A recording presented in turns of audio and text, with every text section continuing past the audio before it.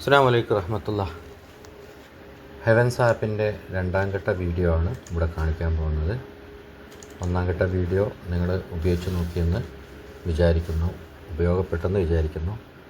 അതിനായി site open ചെയ്ത് സ്ഥാപനത്തിൻ്റെ ലോഗിൻ ID പാസ്വേഡ് ഉപയോഗിച്ച് ലോഗിൻ ചെയ്ത് സൈറ്റിലേക്ക് കയറണം. ആദ്യ വീഡിയോയിൽ പറഞ്ഞതുപോലെ സ്ഥാപനത്തിൻ്റെ ലോഗിൻ ID, സ്ഥാപനത്തിൻ്റെ പേര്, വർഷം എന്നിവ കൃത്യമാണെന്ന് ഉറപ്പുവരുത്തണം. ആദ്യ വീഡിയോയിൽ എങ്ങനെ സ്റ്റാഫിനെ ആഡ് ചെയ്യാമെന്നായിരുന്നു കാണിച്ചത്. ഈ വീഡിയോയിൽ എങ്ങനെ സ്റ്റുഡൻസിനെ ആഡ് ചെയ്യാമെന്നുള്ളതാണ് കാണിക്കുന്നത്. അതിനായി അക്കാഡമിക് എന്നുള്ള ഐക്കണിൽ ക്ലിക്ക് ചെയ്ത് അവിടെ സ്റ്റുഡൻസ് ക്ലിക്ക് ചെയ്താൽ നിങ്ങൾക്ക് നിലവിൽ സ്ഥാപനത്തിലെ സ്റ്റുഡൻസിനെ കാണാൻ സാധിക്കും. പ്ലസ് കൊടുത്തു കഴിഞ്ഞാൽ പുതിയ സ്റ്റുഡൻറ്റിനെ ആഡ് ചെയ്യാം. അവിടെ സ്റ്റുഡൻസിൻ്റെ പേര് കൃത്യമായി എഴുതുക, ഫാദറിൻ്റെ പേര് ചേർത്ത് കൃത്യമായി എഴുതുക. അതിൻ്റെ കൂടെ സ്ഥാപനത്തിൻ്റെ പേര് സെലക്ട് ചെയ്യണം. അതിൽ ഓട്ടോമാറ്റിക് വരും, അത് സെലക്ട് ചെയ്താൽ മതി. അതുപോലെ ക്ലാസ് സെലക്ട് ചെയ്ത് ഡിവിഷനും സെലക്ട് ചെയ്ത് ഒരു ഇമെയിൽ ID ക്രിയേറ്റ് ചെയ്തിട്ട് കൊടുക്കണം കുട്ടിക്ക് ഇമെയിൽ ID ഇല്ലെങ്കിൽ ഏതെങ്കിലും ഒരു ഇമെയിൽ ID പകരം കൊടുത്താൽ മാത്രമേ ആപ്ലിക്കേഷൻ സബ്മിറ്റ് ചെയ്യാൻ പറ്റുള്ളൂ. അതേപോലെ കുട്ടി മെയിലാണോ ഫീമെയിലാണോ എന്നും അത് ഡേറ്റ് ഓഫ് ബർത്ത് കൃത്യമായി കൊടുത്ത് ഫോട്ടോയും കൂടെ അപ്ലോഡ് ചെയ്ത്, ഫോട്ടോ ഞാൻ തൽക്കാലം ഒരു ഫോട്ടോ അപ്ലോഡ് ചെയ്യുകയാണ്. കുട്ടിയുടെ കൃത്യമായ ഫോട്ടോ അപ്ലോഡ് ചെയ്ത് കൊടുത്ത് വേണം സബ്മിറ്റ് ചെയ്യാൻ. ഈ ഫോട്ടോ ആയിരിക്കും ഹെവൻസിൻ്റെ എല്ലാ ആവശ്യങ്ങൾക്കും ഉപയോഗിക്കുന്നതും. അതേപോലെ ആപ്പിൽ കാണുന്നതും ഈ ഫോട്ടോ തന്നെ ആയിരിക്കും. അതേപോലെ അഡ്മിഷൻ ഡേറ്റ്, റോൾ നമ്പർ, രക്ഷിതാവിൻ്റെ പേര്, രക്ഷിതാവിൻ്റെ മൊബൈൽ നമ്പർ കൃത്യമായിട്ട് കൊടുക്കണം. കാരണം ഈ മൊബൈൽ നമ്പർ വെച്ചിട്ടാണ് സിസ്റ്റത്തിലേക്ക്, മൊബൈൽ ആപ്പിലേക്ക് ലോഗിൻ ചെയ്യുന്നതും. ഇതേ നമ്പർ വെച്ചിട്ട് തന്നെ ആയിരിക്കും. രക്ഷിതാവിൻ്റെ ഒരു ഫോട്ടോ കൂടി അപ്ലോഡ് ചെയ്ത് കൊടുത്തിട്ട് വേണം സേവ് ചെയ്യാൻ.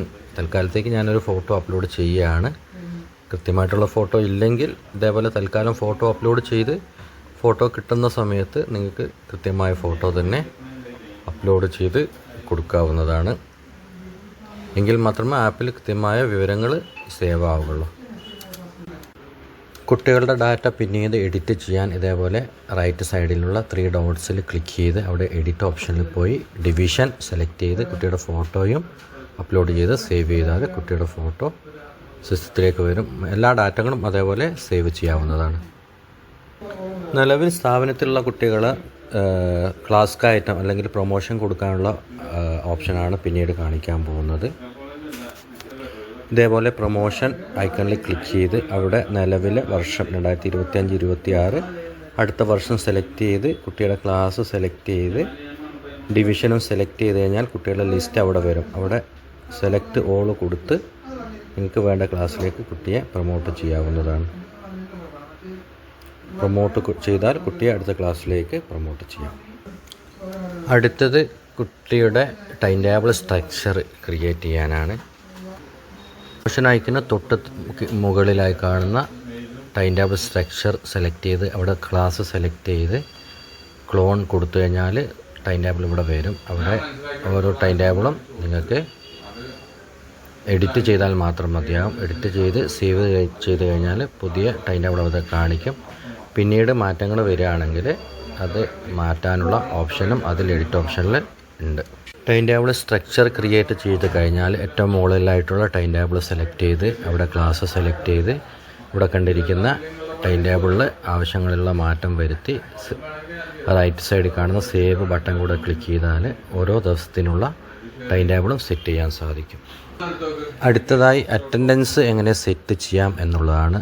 അക്കാഡമിക്കിന് തൊട്ട് താഴായി അറ്റൻഡൻസിൽ സ്റ്റുഡൻസ് അറ്റൻഡൻസ് ക്ലിക്ക് ചെയ്ത് ഇവിടെ ക്ലാസ് സെലക്ട് ചെയ്ത് അവിടെ കുട്ടികളുടെ ഡാറ്റ കാണാം. ഇവിടെ ഒരു സ്റ്റുഡൻറ്റ് മാത്രം ഉള്ളതുകൊണ്ടാണ് 1 കാണിക്കുന്നത്. അവിടെ ഓരോ ഡേറ്റിന് കീഴെയും ക്ലിക്ക് ചെയ്താൽ പ്രസൻറ്റ്, ആബ്സെൻറ്റ് റിപ്പോർട്ട് ചെയ്യാൻ പറ്റും. ഇവിടെ 2 സ്റ്റുഡൻസ് ഉള്ളതുകൊണ്ടാണ് 2 കാണിക്കുന്നത്. ഇനി ആബ്സെൻ്റ് ആണെങ്കിൽ 2 ഡബിൾ ക്ലിക്ക് ചെയ്താൽ അവിടെ ആബ്സെൻറ്റും കാണിക്കും. ഇവിടെ കാണിക്കുന്നതാണ് ആപ്പിൽ കാണിക്കുന്നത്. അറ്റൻഡൻസ് സിസ്റ്റം ആപ്പിലും കൂടെ ചെയ്യാവുന്നതാണ്. സ്റ്റാഫ് ലീവ് ആയിട്ട് ബന്ധപ്പെട്ട ഡാറ്റകളും ഇതിൽ തന്നെയാണ്. സ്റ്റാഫ് അറ്റൻഡൻസിന് കീഴെ സ്റ്റാഫ് ലീവ് റിക്വസ്റ്റ് സ്റ്റാഫുകൾ ലീവ് റിക്വസ്റ്റ് ചെയ്യേണ്ടത് ആപ്പ് ത്രൂ ആണ്. അതിവിടെ കാണിക്കും. ഇവിടുന്ന് അപ്രൂവൽ കൊടുക്കാൻ സാധിക്കും. റിക്വസ്റ്റ് കൊടുക്കുന്നത് ആപ്പ് ത്രൂ ആണ്. അത് അപ്രൂവൽ കൊടുക്കുന്നതാണ് ഈ സൈറ്റിൽ. ഇതിലിപ്പം റിക്വസ്റ്റ് നിലവിലില്ലാത്ത കൊണ്ടാണ് റിക്വസ്റ്റ് ഒന്നും കാണിക്കാത്തത്. അതിനുശേഷം കമ്മ്യൂണിക്കേഷൻ എന്നുള്ള ഐക്കണാണ്. അത് ക്ലിക്ക് ചെയ്താൽ കുട്ടികൾക്കുള്ള കമ്മ്യൂണിക്കേഷൻ ഡാറ്റകളും അക്കാഡമിക് കലണ്ടർ അതേപോലെ സ്കൂൾ ഇവൻ്റ് മറ്റു കാര്യങ്ങളൊക്കെ അപ്ലോഡ് ചെയ്യാൻ സാധിക്കും. അതിന് അക്കാഡമിക് കലണ്ടർ ക്രിയേറ്റ് ചെയ്യണം. ഹെവൻസി ഇയർ പ്ലാനിലെ അക്കാഡമിക് കലണ്ടർ അങ്ങനെ തന്നെ ഇതിലേക്ക് എത്തിച്ചേർക്കാൻ പറ്റും. സിസ്റ്റത്തിലാണ് ചെയ്യേണ്ടത്, ആപ്പിലല്ല. സിസ്റ്റത്തിൽ ചെയ്താൽ മാത്രമേ അത് ആപ്പിലേക്ക് വരികയുള്ളൂ. ഇവിടെ കാണിച്ചിരിക്കുന്നത് പോലെ ഓരോ ഐറ്റവും ക്രിയേറ്റ് ചെയ്ത് സേവ് ചെയ്താൽ അത് സിസ്റ്റത്തിലും അതേപോലെ ആപ്പിലും അത് കാണിക്കും. അതേപോലെ സ്കൂൾ ഇവൻറ്റും ക്രിയേറ്റ് ചെയ്യാം. സ്കൂളിൽ നടക്കുന്ന ഇവൻറ്റുകൾ ഇതേപോലെ ഒരു പേര് കൊടുത്ത് ഡിസ്ക്രിപ്ഷനും കൊടുത്ത് ഇവൻറ്റിൻ്റെ ഫോട്ടോയോ അല്ലെങ്കിൽ അതിൻ്റെ പോസ്റ്ററോ കാര്യങ്ങളൊക്കെ ഫോട്ടോ അപ്ലോഡ് ചെയ്ത് കൊടുത്ത് അതിൻ്റെ സ്റ്റാർട്ടിംഗ് ഡേറ്റും എൻഡിങ് ഡേറ്റും കൊടുത്ത് സേവ് ചെയ്ത് കഴിഞ്ഞാൽ അത് സിസ്റ്റത്തിൽ കാണിക്കും. അതേപോലെ ഹോളിഡേയ്സും ആനുവൽ കലണ്ടറിൽ ഇയർ പ്ലാനിലുള്ള ഹോളിഡേയ്സ് നിങ്ങൾക്ക് ഇതിലേക്ക് ആഡ് ചെയ്യാം. അതേപോലെ ഓരോ പ്രാദേശികമായിട്ടുള്ള ഹോളിഡേയ്സും നിങ്ങൾക്ക് ഇതിൽ അപ്ലോഡ് ചെയ്ത് വെച്ച് കഴിഞ്ഞാൽ അത് ആപ്പിലും അതേസമയം തന്നെ വെബ്സൈറ്റിലും കാണിക്കും. പാരൻസിനും മെൻറ്റേഴ്സിനും ആപ്പിൽ കാണാനും പറ്റും. അതിനായി ഹോളിഡേയ്സ് ക്രിയേറ്റ് ചെയ്യണം. ഒരു പേര് കൊടുത്ത് സ്റ്റാർട്ടിംഗ് ഡേറ്റും എൻഡിങ് ഡേറ്റും അക്കാഡമിക് ഇയറും സെലക്ട് ചെയ്ത് സബ്മിറ്റ് ചെയ്ത് ഒരു പേര് കൊടുത്ത് സ്റ്റാർട്ടിംഗ് ഡേറ്റും എൻഡിങ് ഡേറ്റും അക്കാഡമിക് ഇയറും സെലക്ട് ചെയ്ത് സബ്മിറ്റ് ചെയ്ത് കഴിഞ്ഞാൽ ഹോളിഡേയ്സ് സിസ്റ്റത്തിൽ കാണിക്കും, ആപ്പിലും കാണിക്കും. ഒന്നിൽ കൂടുതൽ ദിവസമുള്ള ഹോളിഡേയ്സ് ആണെങ്കിൽ അത് സ്റ്റാർട്ടിംഗ് ഡേറ്റ് എൻഡിങ് ഡേറ്റ് കാണിക്കും. അതേപോലെ അക്കാഡമിക് ഇയറും സെലക്ട് ചെയ്ത് സേവ് ചെയ്ത് കഴിഞ്ഞാൽ സിസ്റ്റത്തിൽ അത് വരും ഇൻഷാ അല്ലാഹ്. അതേപോലെ അനൗൺസ്മെൻ്റാണ്. കുട്ടികൾക്കുള്ള നിർദ്ദേശങ്ങൾ ആപ്പ് ത്രൂ പോകാനും അനൗൺസ്മെൻറ്റ് ക്രിയേറ്റ് ചെയ്യാം. അതേപോലെ ന്യൂസ് ഇതിൽ ഓൾറെഡി 2 ന്യൂസ് കാണിക്കുന്നുണ്ട്. നിങ്ങളുടെ പുതിയ ന്യൂസുകളും അതേപോലെ നിർദ്ദേശങ്ങളും അറിയിപ്പുകളൊക്കെ ന്യൂസിൽ ക്രിയേറ്റ് ചെയ്ത് വെച്ച് കഴിഞ്ഞാൽ ആപ്പിൽ അത് കാണാനും സാധിക്കും. അതുമായി ബന്ധപ്പെട്ട പോസ്റ്ററോ അല്ലെങ്കിൽ ബാനറോ മറ്റോ ഇതിൽ അപ്ലോഡ് ചെയ്താലും മതിയാവും. ബസ് റൂട്ട് ക്രിയേറ്റ് ചെയ്യുന്നതാണ് അടുത്തതായിട്ട്. അതിന് മുന്നേ ഡ്രൈവർമാരെ നിങ്ങൾ രജിസ്റ്റർ ചെയ്യേണ്ടതുണ്ട്. ഡ്രൈവർമാരുടെ പേര്, ലൈസൻസ് നമ്പർ, അതേപോലെ കോൺടാക്റ്റ് നമ്പർ സേവ് ചെയ്ത് കഴിഞ്ഞതിന് ശേഷം മാത്രമേ നിങ്ങൾക്ക് ബസ് റൂട്ട് ക്രിയേറ്റ് ചെയ്യാൻ പറ്റുകയുള്ളൂ.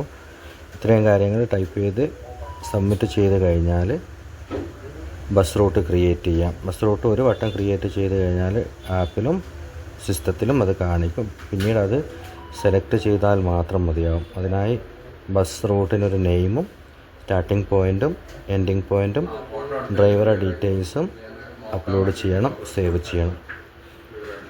ഇത്രയും ചെയ്ത് കഴിഞ്ഞാൽ തന്നെ നിങ്ങളെ ആപ്പ് പ്രവർത്തന സജ്ജമാകും. മെൻറ്റേഴ്സ് ആപ്പ് റെഡി ആയി എന്ന് ഉറപ്പുവരുത്തിയതിന് ശേഷം തന്നിരിക്കുന്ന ലിങ്ക് പേരൻസിന് അയച്ചു കൊടുത്ത് അവരോടും ആപ്പ് ഇൻസ്റ്റാൾ ചെയ്യാൻ പറയണം. എങ്ങനെയാണ് ലോഗിൻ ചെയ്യേണ്ടത് എന്നത് പറഞ്ഞു കൊടുക്കണം. തന്നിരിക്കുന്ന മൊബൈൽ നമ്പറാണ് യൂസർ ID ആയിട്ട് ഉപയോഗിക്കേണ്ടത്. മൊബൈൽ IDയുടെ അവസാനത്തെ 4 ഡിജിറ്റ് പാസ്വേഡായിട്ട് ഉപയോഗിക്കാം. ആപ്പ് വർക്കിംഗ് അല്ലെങ്കിൽ ഒന്ന് ഇൻസ്റ്റാൾ ചെയ്ത് പാസ്വേഡ് റീസെറ്റ് ചെയ്തിട്ട് ഉപയോഗിക്കാൻ പറഞ്ഞാൽ അത് ഉപയോഗസജ്ജമായിരിക്കും. എന്തെങ്കിലും പ്രയാസം ഉണ്ടെങ്കിൽ ബന്ധപ്പെടാം. അസ്സലാമു അലൈക്കും വറഹ്മത്തുള്ളാഹി.